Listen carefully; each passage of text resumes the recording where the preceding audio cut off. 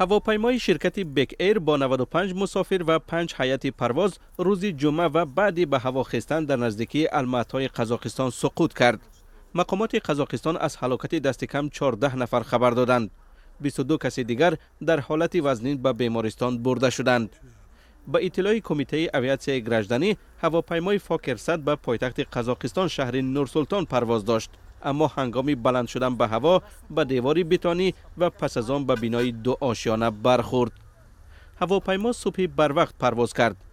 خبرنگار رایترز که همان وقت در راه به سوی فرودگاه بود میگوید این منطقه را تومن یا میغ فرا گرفته بود.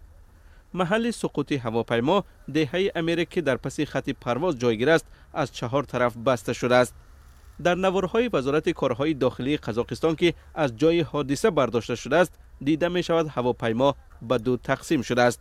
همچنین بنایی که به آن هواپیما برخورده بود ویران گردیده است. شرکت هواپیمایی قزاقستان بک ایر که هواپیماهای استحصال هلند فاکر 100 را استفاده می کند هنوز حادثه را شرح نداده است. مقامات نیز درباره سبب‌های احتمالی صدمه هیچ فرضیه را پیشنهاد نکردند.